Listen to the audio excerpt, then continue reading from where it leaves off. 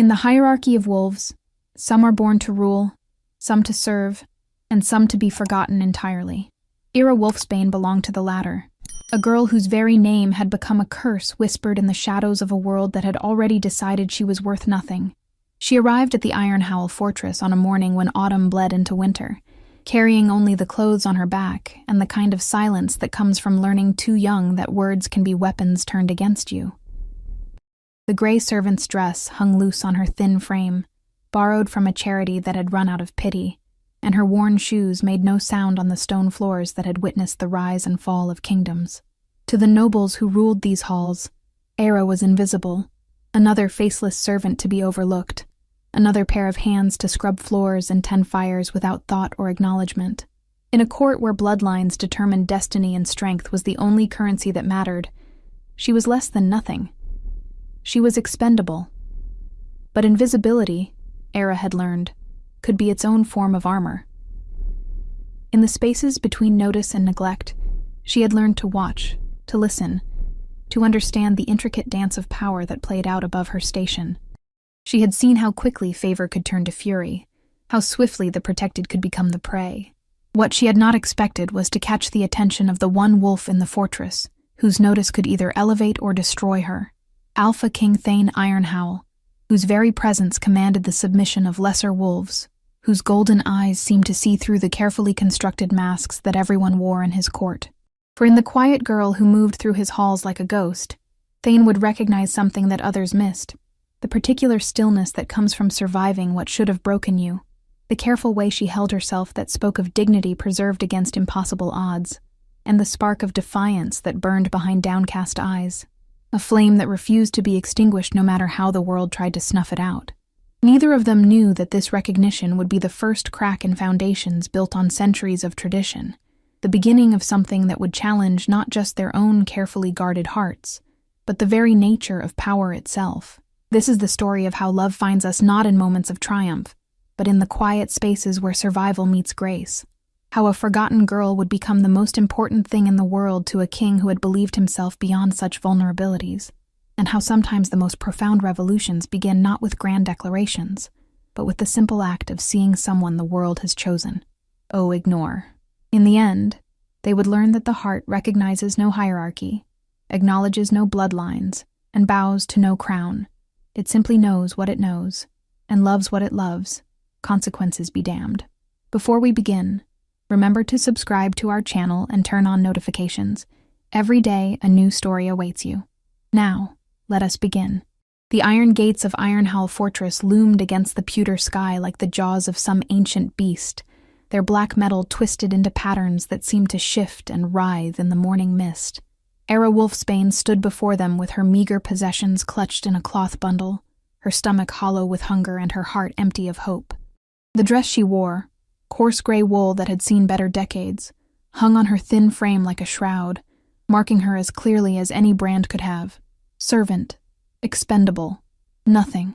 The woman who had brought her this far, Matron Greaves from the Valley Orphanage, shifted impatiently beside her, eager to complete this final transaction and wash her hands of the girl who had been more burden than blessing for the past 5 years. "Remember what I told you," Greaves muttered, her voice sharp with the kind of authority that came from years of managing unwanted children. "Keep your head down, do your work, and speak only when spoken to. The Ironhowl Pact doesn't tolerate impertinence from servants, especially not from ones with your background." Era said nothing, having learned long ago that words were luxuries she couldn't afford. Instead, she nodded once, and fixed her gaze on the cobblestones beneath her feet, studying the way the morning frost had gathered in the spaces between the stones. It was safer to look down, safer to remain invisible in a world that had already decided she was worth less than nothing. The massive gates swung open with a groan of protesting metal, operated by guards whose bulk seemed to dwarf even the imposing architecture. They wore the deep blue and silver of House Ironhowl, their uniforms pristine despite the early hour. When their eyes swept over Era, she felt the weight of their disdain like a physical blow. "Another charity case?" one guard asked Matron Greaves, his tone suggesting he'd rather be discussing the disposal of refuse. "Kitchen work and cleaning," Greaves replied briskly, already backing away from the entrance as if afraid she might be forced to take Era back. She's been trained properly. Won't cause any trouble. The guard's laugh was harsh and brief. They never do. Follow me, girl. Try to keep up.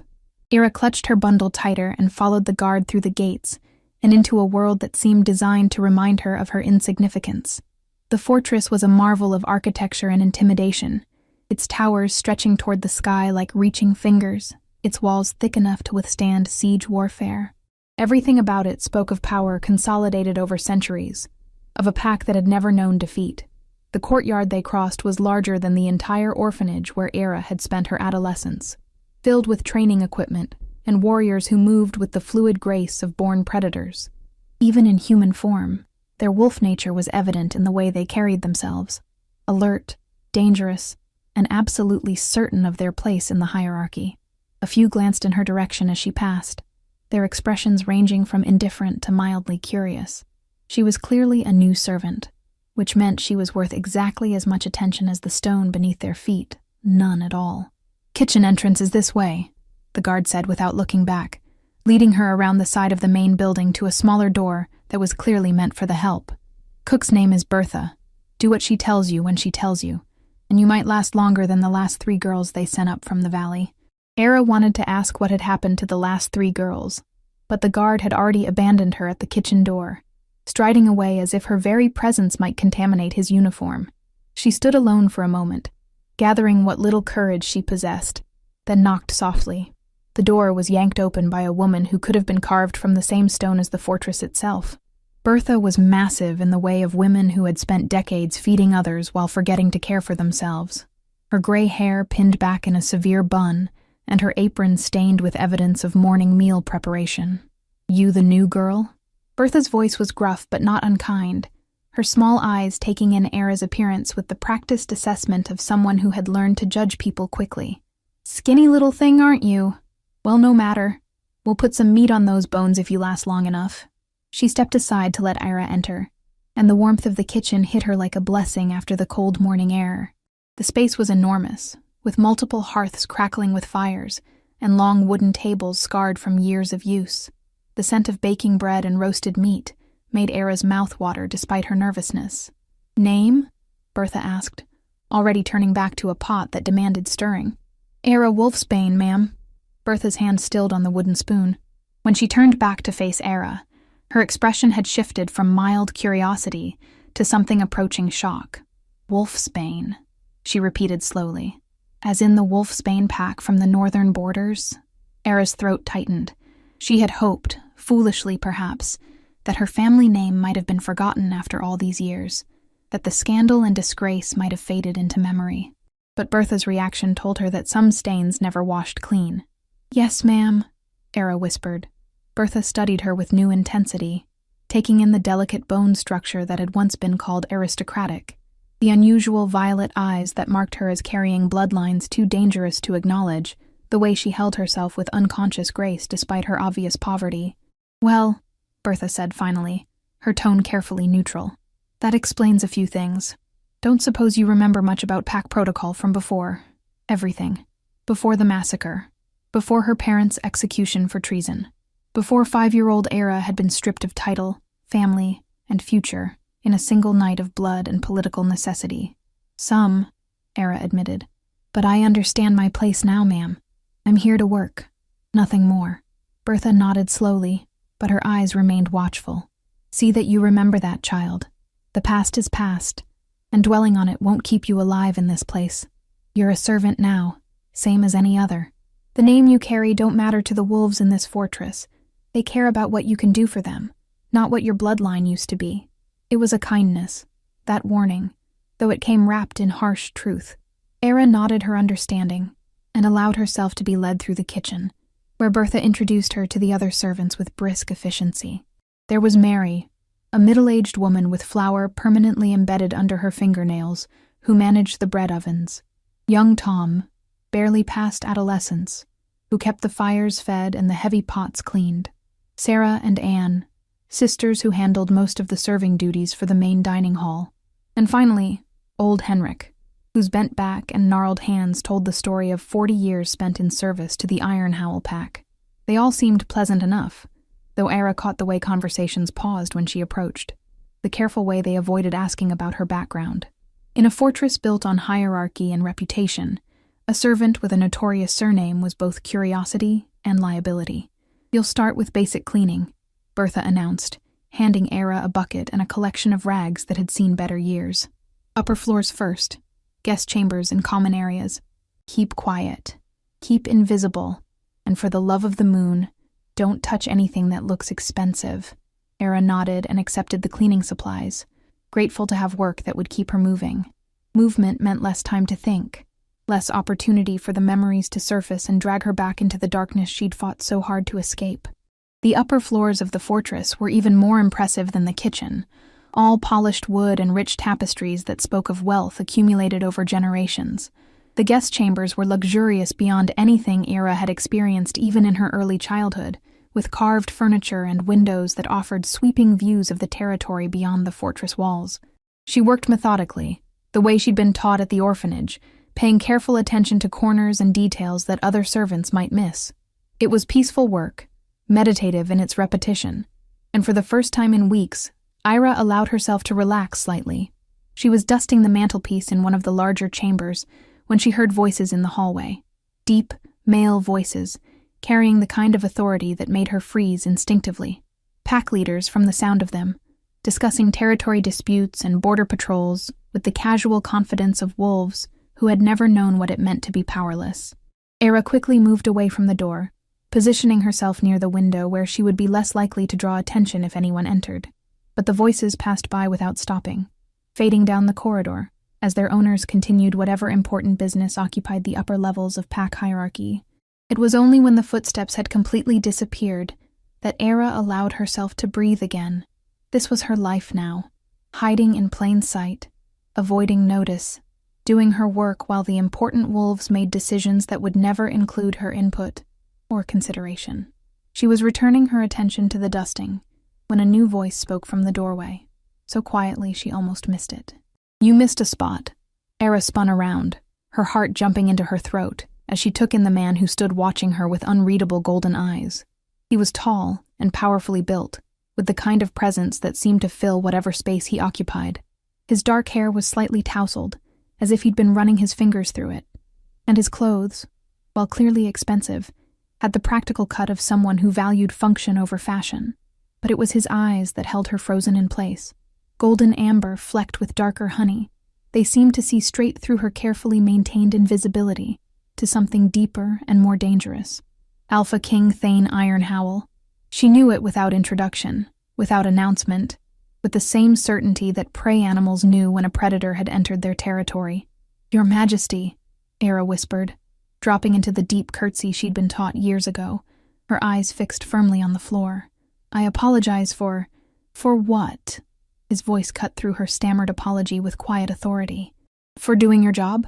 Era remained in her curtsy, uncertain whether rising would be seen as presumptuous. "I didn't hear you approach, Your Majesty. I should have been more aware." She heard his footsteps cross the room, slow and measured, until they stopped just close enough that she could see his boots in her peripheral vision. Expensive leather, she noted, polished but worn, the boots of someone who actually used them rather than simply displaying them. "Look at me." The command was spoken softly, but there was no mistaking it for anything other than an order. Era raised her eyes slowly, fighting every instinct that screamed at her to keep her gaze lowered. When her violet eyes met his golden ones, she felt something shift in the air between them, a recognition that went deeper than words, more dangerous than either of them should have allowed. Thane studied her with an intensity that made her skin warm despite the cool air from the windows. His gaze traveled over her face as if he were memorizing details, cataloging features that others had overlooked or dismissed. "What's your name?" he asked finally.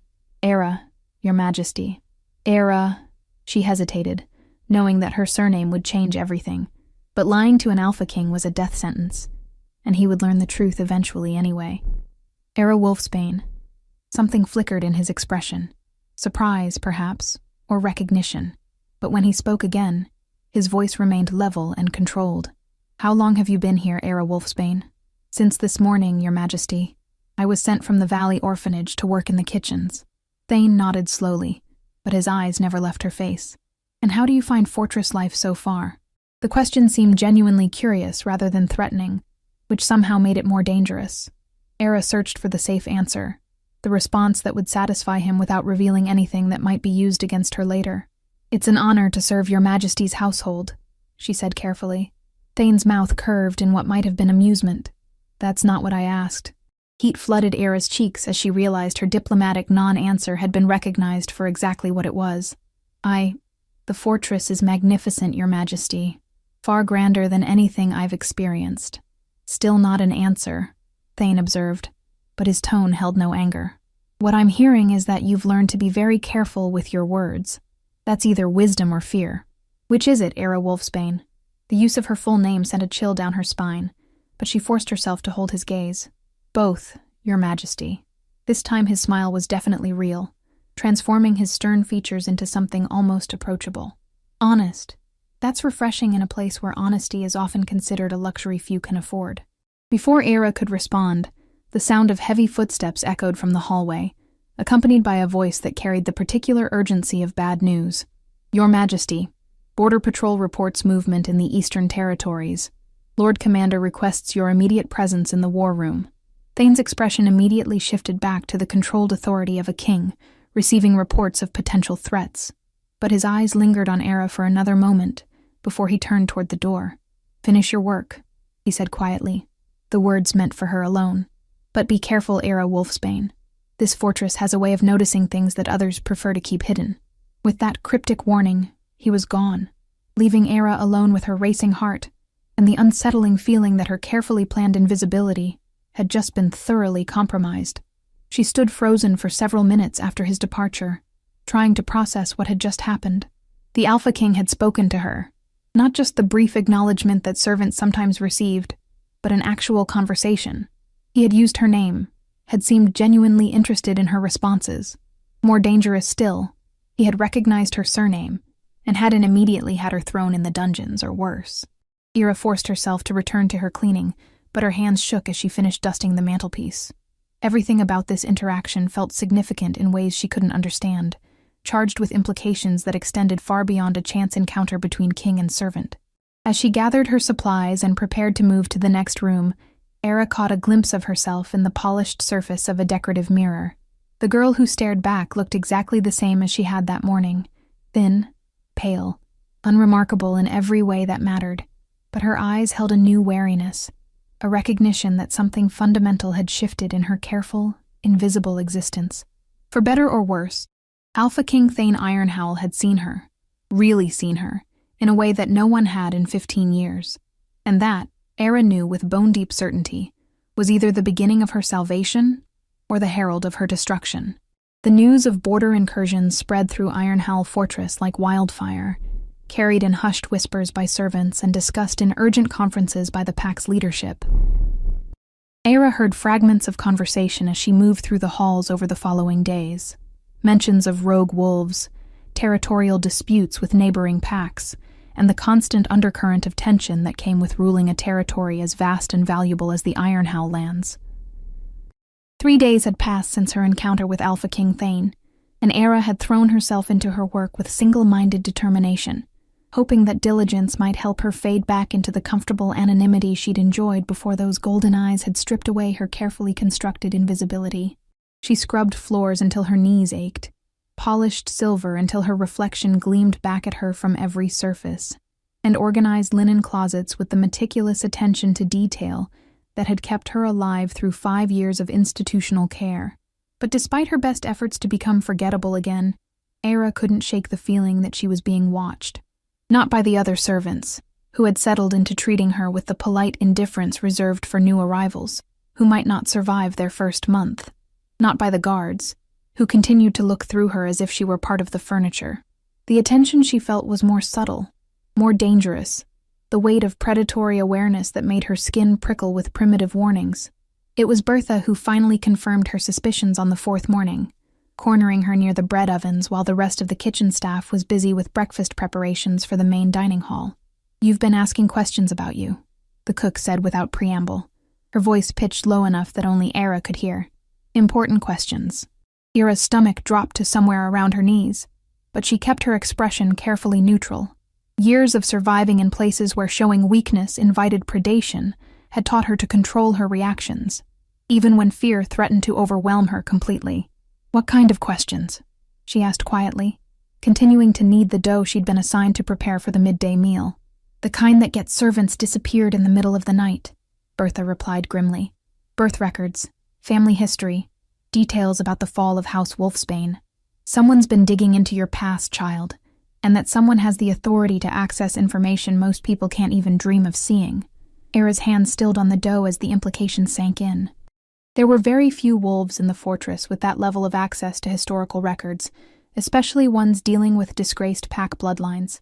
The Alpha King was the most obvious candidate, but the thought that Thane Ironhowl was personally investigating her background sent waves of terror and confusion through her system. Did whoever was asking seem angry? Threatening? Era forced herself to resume kneading the physical activity to keep her rising panic under control. Bertha's expression softened slightly, recognizing the fear that Era was trying so hard to hide. "No, child. Curious, maybe. Thorough, certainly, but not angry. At least not yet." The qualification hung in the air between them like a sword waiting to fall. Not angry, yet implied that anger might come later, depending on what those investigations revealed. And given the circumstances of her family's fall from grace, there was plenty in Era's bloodline that could justify deadly fury from the current rulers of the Northern Territories. "Bertha," Era said carefully, "what exactly happened to House Wolfsbane? I mean, I know the official story, treason, execution, disgrace, but I was only 5 when it happened. The details have always been unclear." The older woman glanced around the kitchen to ensure they weren't being overheard, then moved closer to Era with the conspiratorial air of someone about to share dangerous secrets. "Your father, Lord Aldrich Wolfsbane, was accused of plotting to overthrow the Alpha King's father," Bertha said quietly. "There were letters found, supposedly proving that he'd been in contact with enemy packs, offering to open the northern borders in exchange for support in a coup attempt." Era nodded slowly. This much she had pieced together over the years, from overheard conversations and the cruel taunts of other orphans who had delighted in reminding her of her family's disgrace. "But," Bertha continued, her voice dropping even lower, "there were always those who questioned whether the evidence was genuine. Your father was known for his loyalty to the old king, had served him faithfully for decades. The idea that he would suddenly turn traitor seemed unlikely to those who knew him well." "You think he was framed?" "I think," Bertha said carefully, "that political convenience and absolute truth don't always align.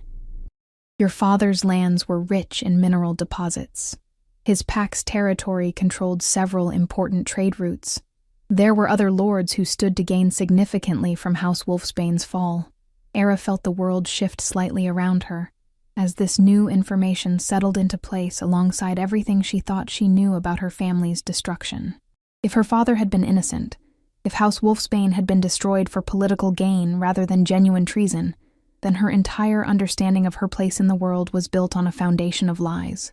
"Why are you telling me this?" Era whispered, her voice barely audible above the sounds of kitchen activity. Bertha's weathered face creased with something that might have been sympathy. "Because I served in this fortress when your parents died, child. I saw the kind of man your father was. Proud, honorable, devoted to his family and his duties. If he was plotting treason, then I'm the queen of the summer courts. And because," she added with a significant look, "I have a feeling that certain powerful wolves might be starting to ask the same questions about what really happened 15 years ago." Before Era could respond, the kitchen doors burst open and Sarah rushed in, her face flushed with excitement and barely controlled panic. "Emergency assembly," she announced breathlessly. "All household staff, main courtyard, immediately. No exceptions, no delays. Lord Commander's orders." Bertha and Ira exchanged quick glances before joining the stream of servants flowing toward the courtyard.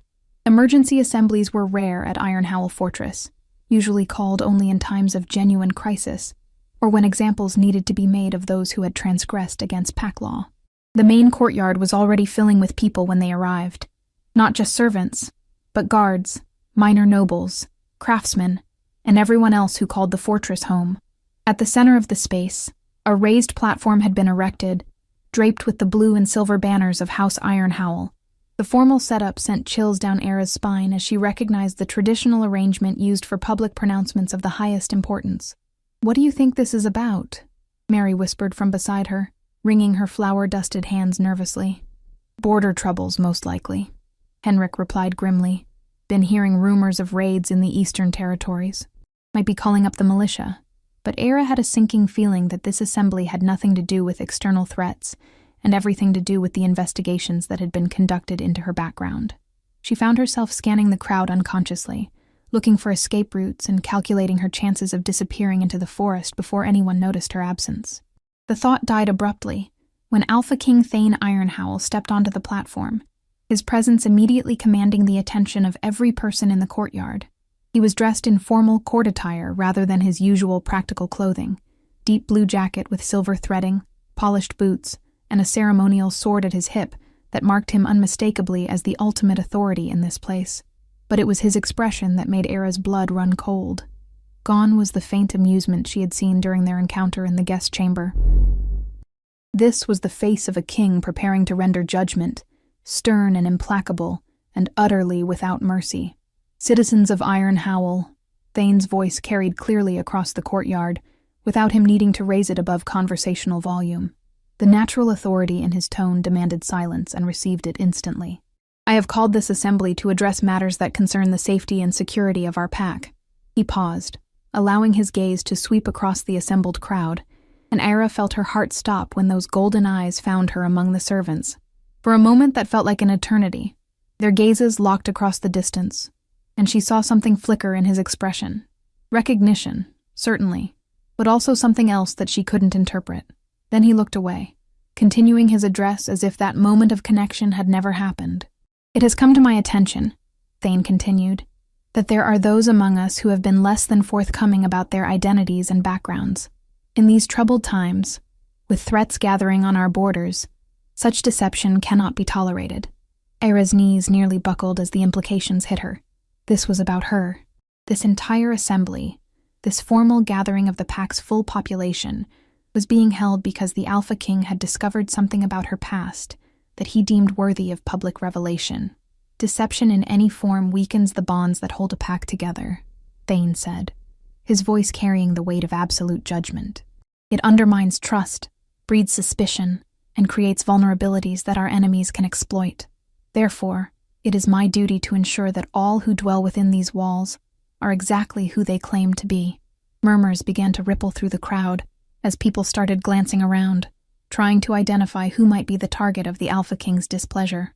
Several gazes fell on Era, drawn perhaps by her obvious nervousness, or by instincts that recognized her as different from the other servants. "Lord Commander," Thane called, and a massive man in formal military dress stepped forward from the side of the platform. "Present your findings." The Lord Commander unrolled a scroll with ceremonial precision, clearing his throat before beginning to read in a voice that carried clearly across the courtyard. "By order of Alpha King Thane Ironhowl, sovereign ruler of the Northern Territories, an investigation was conducted into the background and identity of one Era Wolfsbane, recently arrived at this fortress as a servant assigned to household duties." Era heard her name echo across the courtyard and felt every eye in the crowd turn toward her. The servants around her instinctively stepped back, creating a circle of empty space that marked her as clearly as if she had been standing on the platform itself. She could hear whispers starting, her notorious surname being repeated and passed through the crowd like wildfire. "The investigation revealed the following facts," the Lord Commander continued relentlessly.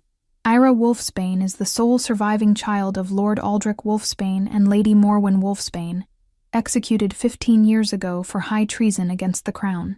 She is the last known heir to the bloodline of House Wolfsbane, stripped of title and lands following her parents' conviction." The whispers grew louder, some shocked, some angry, some fearful. Era stood frozen in her circle of isolation, feeling like a deer caught in an open field with wolves closing in from all directions. Furthermore, the Lord Commander's voice rose above the crowd noise. "The investigation uncovered evidence suggesting that the original charges against Lord Aldrich Wolfsbane may have been based on fabricated evidence, planted by enemies seeking to claim Wolfsbane lands and resources for themselves." The courtyard erupted into chaos. Voices rose in shock, confusion, and outrage as the implications of this revelation sank in. If House Wolfsbane had been destroyed based on false charges, then 15 years of political arrangements, land distributions, and power structures had been built on a foundation of lies and murder. Era felt the world spinning around her as she tried to process what she was hearing. Her father had been innocent. Her family had been destroyed not because of treason, but because of greed and political maneuvering. Everything she had been taught to believe about her place in the world, about the shame she carried in her very name, had been a carefully constructed deception. "Silence!" Thane's voice cut through the chaos like a blade, immediately restoring order to the assembly. "The investigation into these matters is ongoing.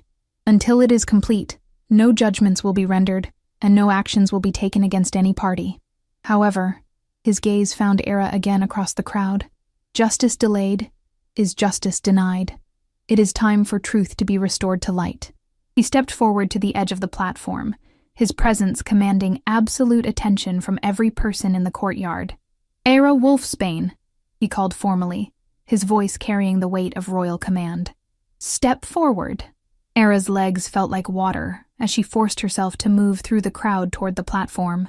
The people around her parted silently, their faces ranging from curious to hostile to pitying. She could feel the weight of hundreds of gazes following her progress, marking every step, cataloging every detail of her appearance for future gossip and speculation. When she reached the base of the platform, Ira dropped into the deepest curtsy she could manage, her eyes fixed firmly on the ground as protocol demanded. Her heart was beating so hard she was certain everyone in the courtyard could hear it, and her hands shook where they gripped the fabric of her servant's dress. "Rise," Thane commanded, and Era forced herself to stand, though she kept her gaze lowered out of habit and terror. "Look at me, Era," the same words he had spoken to her in the guest chamber, but now they carried the formal weight of royal command rather than personal curiosity. Era raised her eyes slowly, fighting every instinct that screamed at her to keep them lowered, and found herself once again caught by those penetrating golden eyes. "Do you understand what has been revealed here today?" Thane asked, his voice carrying clearly across the now silent courtyard.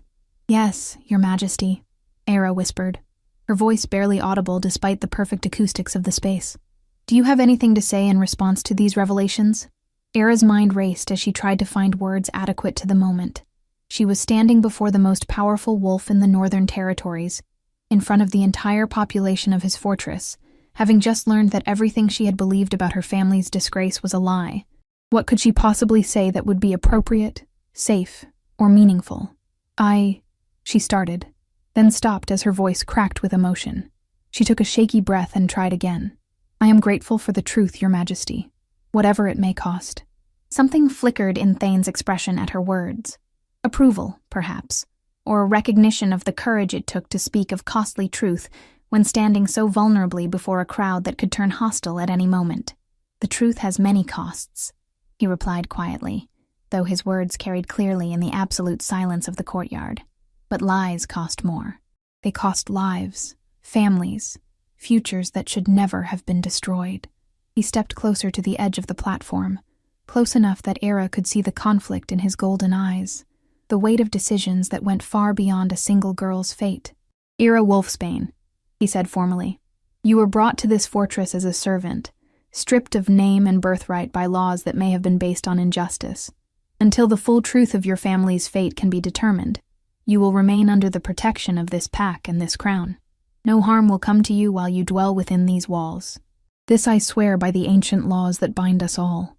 The formal protection was more than Ira had ever dared hope for, but she could hear the careful wording that stopped just short of full restoration. She would be protected, but she would remain a servant, until the investigation proved her father's innocence conclusively.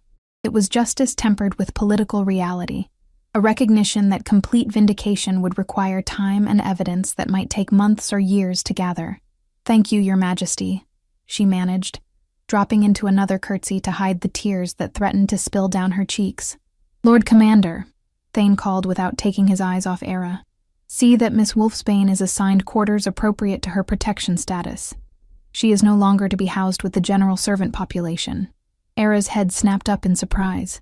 Protection status meant quarters in the secure areas of the fortress, places reserved for minor nobles and important guests. It was a dramatic elevation in her circumstances, one that would create as many problems as it solved. "Your Majesty," she said quickly. "I don't need special quarters. I'm content to remain where I am." Thane's smile was slight, but unmistakable. "I'm sure you are. But your contentment is not the primary concern here.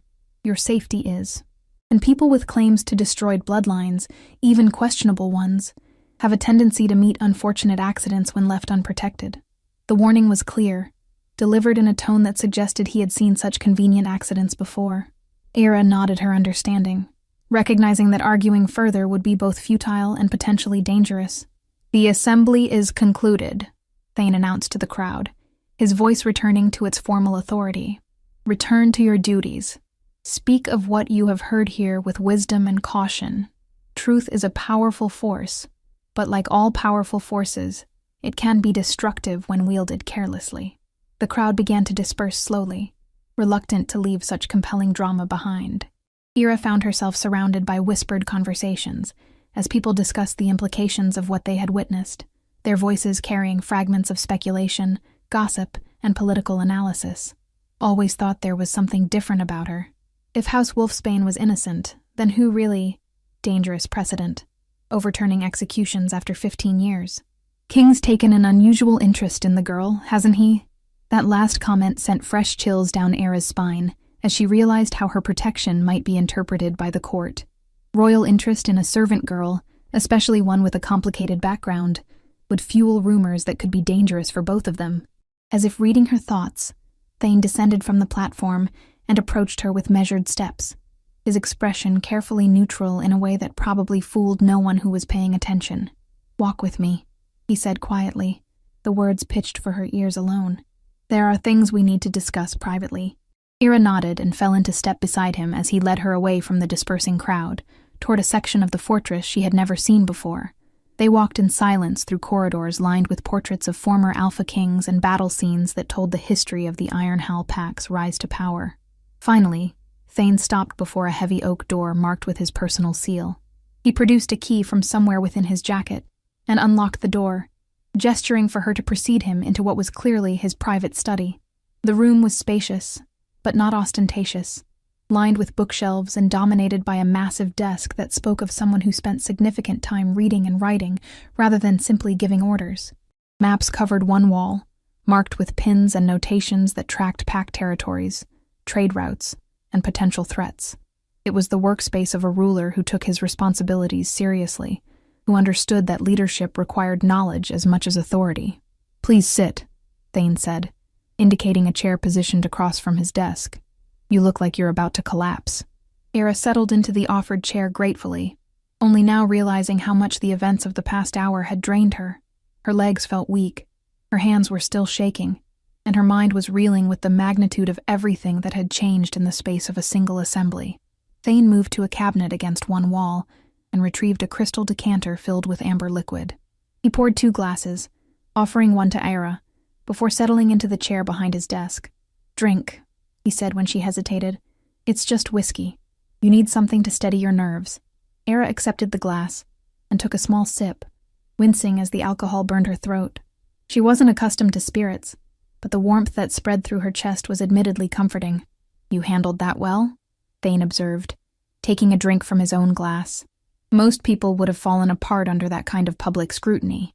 "I've had practice being stared at," Ira replied quietly, though usually not by quite so many people at once.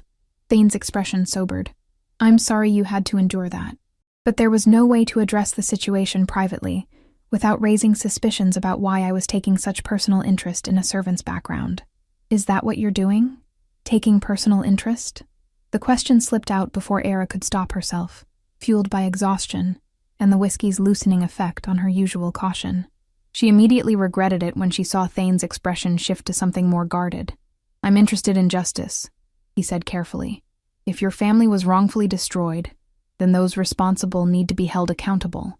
And you—" He paused, studying her over the rim of his glass. "You deserve to know the truth about who you really are." "I know who I am," Ira said firmly. "I'm a servant in your household, nothing more or less than that. Whatever my bloodline might have been, it doesn't change my current circumstances. Doesn't it?" Thane leaned forward slightly, his golden eyes intent. "You carry yourself like nobility, Ira, You speak like someone educated beyond the usual servant's training. You have instincts and mannerisms that can't be trained out, no matter how many years you spent in an orphanage. Era set down her glass with more force than necessary. None of that matters. Bloodline doesn't make someone worthy of respect or consideration. Actions do.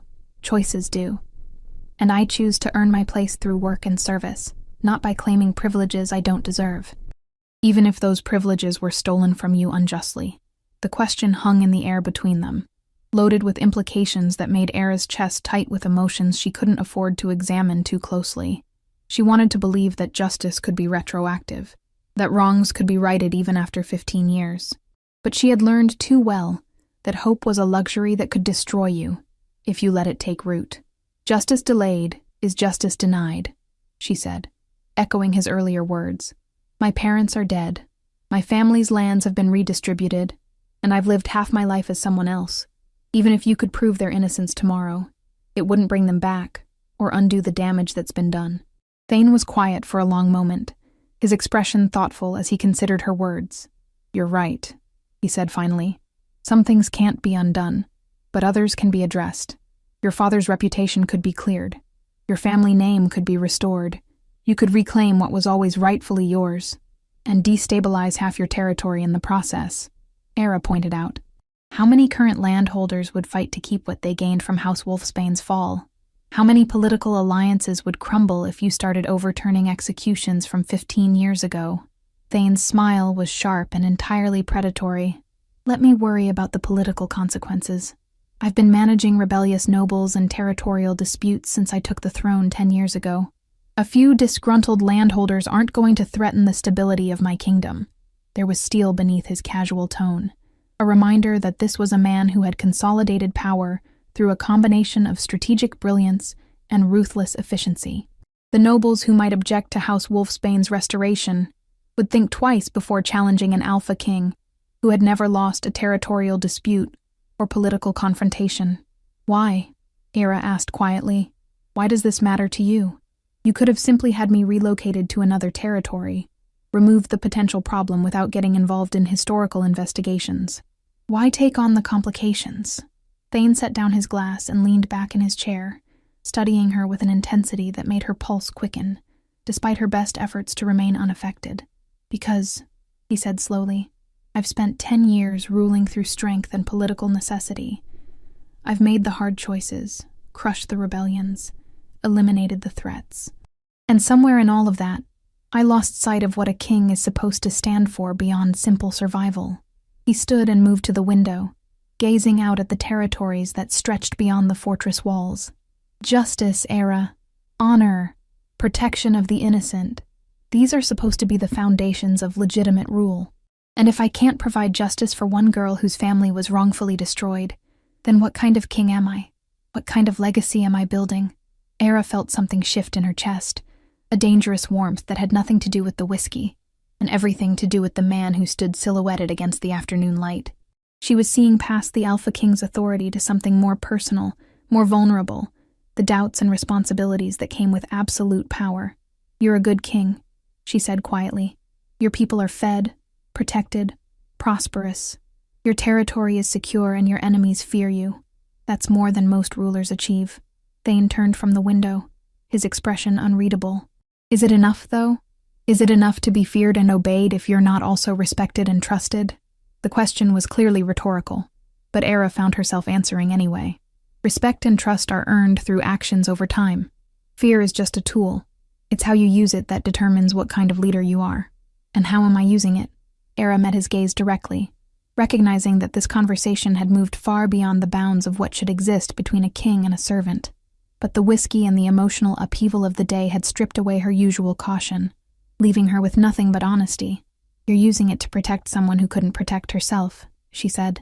You're using it to seek justice for people who can no longer seek it themselves. That doesn't sound like tyranny to me. Thane moved closer to her chair, close enough that she could see the flecks of darker gold in his amber eyes, could feel the warmth radiating from his body despite the cool air in the study. And what does it sound like? He asked quietly. Era's breath caught as she realized how dangerous this moment had become. how completely they had crossed the line between appropriate political discussion and something far more personal. But she couldn't seem to stop herself from answering. "It sounds like hope," she whispered. For a heartbeat that felt like an eternity, they simply looked at each other across the small space that separated them. Era could see her own confusion and growing awareness reflected in Thane's eyes, could feel the pull of something that went far beyond gratitude or political alliance. Then Thane stepped back abruptly, the spell broken by what was probably wisdom disguised as cowardice. "I should let you get settled into your new quarters," he said, his voice carefully neutral despite the intensity that had marked the previous moment. "Lord Commander will show you the way and explain the security protocols." Era nodded and rose from her chair, recognizing the dismissal for what it was, a necessary retreat from territory that neither of them was prepared to explore. "At least not yet. Thank you, Your Majesty," she said formally, dropping into a curtsy that felt strange after the intimacy of their conversation. "For everything." Thane's smile was slight, but genuine. "Thank me when we've actually found the truth, Era. Until then, be careful. You're under my protection now, but that protection comes with its own dangers. There are those who won't appreciate the implications of your potential restoration." Era nodded her understanding and moved toward the door, pausing when Thane spoke her name one more time. "Era?" She turned back, meeting his golden gaze across the study. "For what it's worth," he said quietly, "I think your parents would be proud of the woman you've become. Bloodline or no bloodline, title or no title, you have the kind of strength that can't be inherited or bestowed. It has to be earned." The words followed her as she left his study, and allowed the Lord Commander to escort her through corridors she had never seen before, to quarters that represented a complete transformation of her circumstances. But more than the change in her living situation, more than the revelation about her family's potential innocence, it was Thane's final comment that lingered in her mind. For the first time in 15 years, someone saw strength in her rather than simply tolerating weakness, and that recognition was more dangerous than any political complication or restored bloodline could ever be. The quarters assigned to Era under her protection status were a world apart from the servants' dormitory where she had spent her first week at the fortress. Located in the secure wing reserved for minor nobles and important guests, her new room featured a proper bed with clean linens, a writing desk positioned near a window that offered views of the mountain peaks, and most luxuriously, her own small fireplace that kept the space warm against the encroaching winter cold. But comfort came with a price. The elevated quarters meant increased scrutiny from nobles who viewed her presence as an intrusion into their privileged space, servants who now regarded her with suspicion and envy, and guards whose watchful eyes reminded her constantly that protection and imprisonment could sometimes look remarkably similar. 3 weeks had passed since the public assembly, and the investigation into House Wolfsbane's fall had unearthed evidence that painted an increasingly damning picture of political conspiracy. Letters had been found in archived documents that suggested coordination between rival houses, financial records showing suspicious payments made just before her father's arrest, and testimony from aging servants who had remained silent for 15 years out of fear. Era learned these developments in fragments, overheard conversations, careful briefings from Lord Commander, and occasional private discussions with Thane that walked the line between official business and something more personal. Each revelation brought her closer to vindication, while simultaneously making her more dangerous to those who had profited from her family's destruction. The tension reached its breaking point on a gray morning when Era was returning from her daily walk in the fortress gardens. She had maintained the routine despite her changed circumstances, finding peace in the quiet paths where winter flowers still bloomed despite the cold. It was a small rebellion against the restrictions of her protection status, though she never wandered beyond sight of the guards who shadowed her movements. She was approaching the main entrance when voices from an alcove caught her attention, not because they were particularly loud, but because her name was spoken with unmistakable venom. Growing tired of this charade, the girl should have been dealt with quietly from the beginning.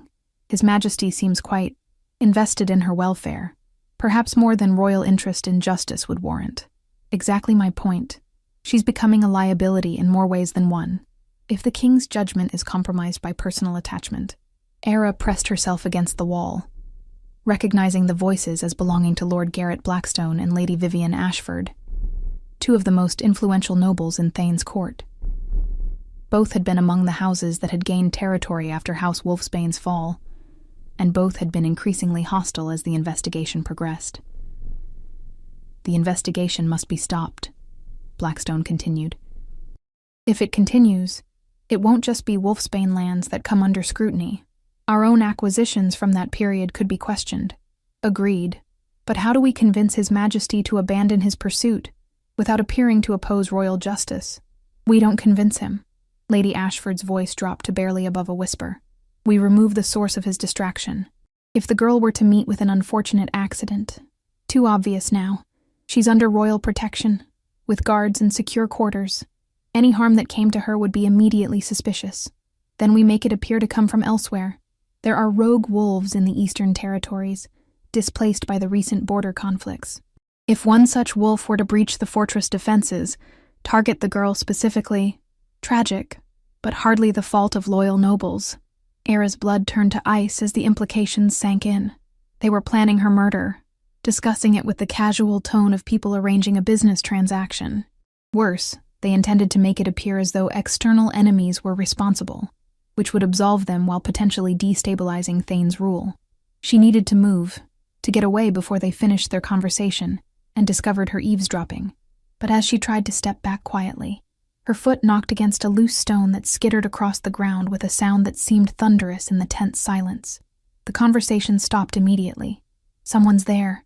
Blackstone's voice carried clearly from the alcove. Ira ran. There was no point in trying to hide or pretend she hadn't been listening. The guilty awareness in her racing heart would be obvious to any wolf with functioning senses. Her only chance was to reach the main fortress before they could catch her, to find sanctuary in populated areas where witnesses would make violence more difficult. She heard heavy footsteps pursuing her as she sprinted across the courtyard, but her head start and lighter weight gave her an advantage in the short distance to the entrance. Era burst through the main doors and nearly collided with Thane, who was emerging from a meeting with his advisors. Era? He caught her arms to steady her, his golden eyes immediately alert as he took in her flushed face and panicked expression. What's wrong? They're going to kill me, she gasped, still breathless from her sprint. Blackstone and Ashford. They're planning to have me murdered and blame it on rogue wolves. Thane's expression went deadly still, his hands tightening on her arms as the implications registered. Behind her, Era could hear Blackstone and Ashford approaching the entrance, their voices carrying forced casualness that didn't quite hide their urgency. How much did you hear? Thane asked quietly. Thane, enough to know they think your judgment is compromised because of me, and enough to know they're planning to solve that problem permanently. Thane's eyes flashed with something that made Era's pulse quicken. Not fear this time, but something far more dangerous and infinitely more protective. Stay close to me, he murmured, then turned to face the approaching nobles with a smile that would have frozen blood in warmer men. Lord Blackstone, Lady Ashford. Thane's voice carried its usual authority, but Era could hear the steel beneath the courtesy. How fortuitous. I was just discussing security concerns with my advisors. Perhaps you could join us? Blackstone's face had gone pale when he realized Thane and Era were together, but he managed a credible attempt at normal composure. Of course, Your Majesty. Though I should mention, we were just discussing similar concerns ourselves. Were you indeed? Thane's smile widened, becoming even more terrifying. How interesting. Please, elaborate on these concerns. The next few minutes were a masterclass in political maneuvering as Thane guided the conversation with surgical precision, leading Blackstone and Ashford into increasingly uncomfortable territory, while never quite allowing them to realize how thoroughly they had been exposed. By the end of it, both nobles had painted themselves into a corner where their opposition to the investigation looked suspiciously like guilt. Their concerns about Era's safety sounded more like threats than warnings, and their suggestions about external enemies became obvious attempts at misdirection. Thank you both for your insights, Thane concluded finally. I find myself wondering how you came to be so well informed about rogue wolf activities in the Eastern Territories. Perhaps you could compile a detailed report on your sources for my review. The dismissal was polite but absolute, and both nobles retreated with the careful dignity of people who knew they had lost a battle, but weren't yet ready to concede the war. When they were alone again, Thane turned to Era with an expression that mixed concern, anger, and something else that made her breath catch. You realize what this means? He asked quietly. Era nodded. The investigation is getting close to something they can't afford to have exposed, and they see me as the weak link that can be eliminated to protect their interests. More than that. Thane stepped closer, his voice dropping to barely above a whisper. They think I'm compromised. They believe my feelings for you are affecting my judgment as king. The words hung in the air between them, heavy with implications that neither had dared voice before. Era felt her heart stop, then restart with a rhythm that seemed too loud in the sudden silence. Are they right? She whispered. Thane's answer came not in words, but in action. His hands cupped her face with infinite gentleness, his thumbs brushing across her cheekbones as he looked into her eyes, with an intensity that made the world shrink to just the space between them. They're absolutely right, he said quietly, and that terrifies me more than any political conspiracy or external threat ever could. When his lips met hers, it was with a reverence that spoke of feelings held in check for too long, of barriers finally crumbling under the weight of truth that could no longer be denied. Era melted into the kiss, her hands finding the fabric of his shirt as she anchored herself to the reality of this impossible moment. They broke apart slowly, reluctantly, both breathing hard as the magnitude of what had just happened settled around them. This changes everything, Era whispered. Yes, Thane agreed, his forehead resting against hers.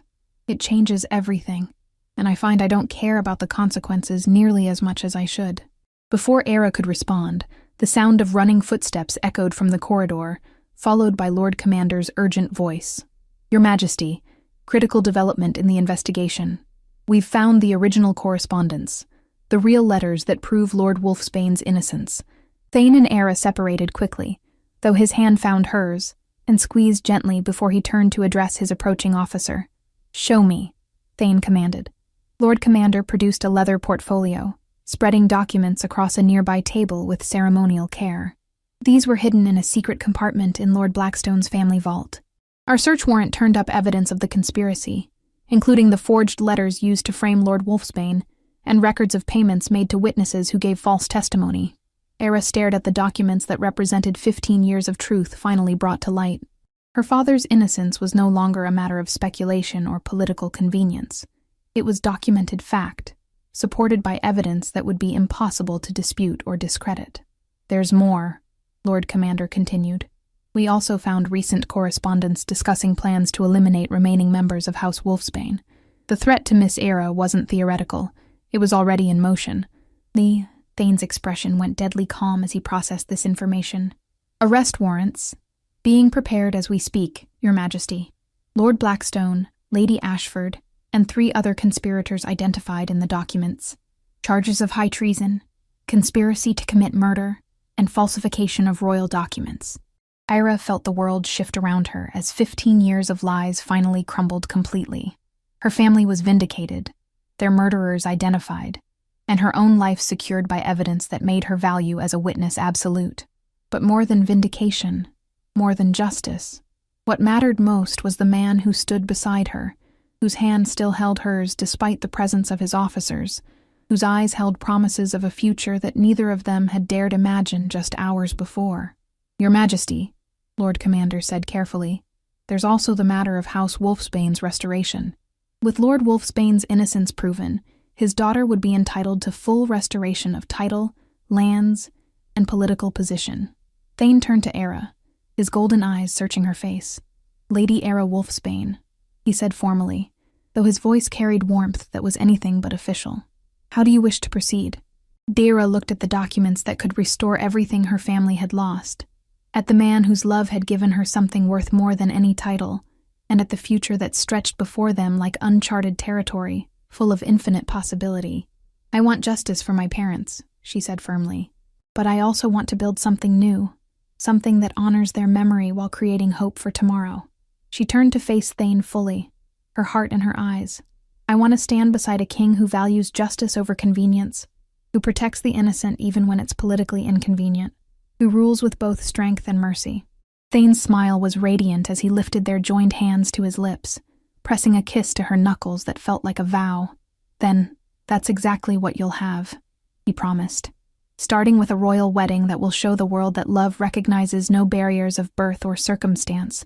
As word spread through the fortress that Lady Era Wolfsbane would become queen, that justice had finally triumphed over conspiracy, and that their alpha king had chosen love over political expedience, Era realized that sometimes the most profound transformations begin with a single act of courage, whether crossing a raging river to save cubs or trusting your heart to a king who sees your worth, even when the world has forgotten it. The poor girl who had arrived as nothing more than a servant had indeed captured the Alpha King's heart. But more than that, she had helped him remember that true strength lay not in inspiring fear, but in choosing love despite the risks. And that was a lesson that would reshape not just their lives, but the very nature of the kingdom they would rule together. If you enjoyed this story, a like or comment really helps. And if you wish to hear more tales like this one, make sure you subscribe so you never miss the next tale.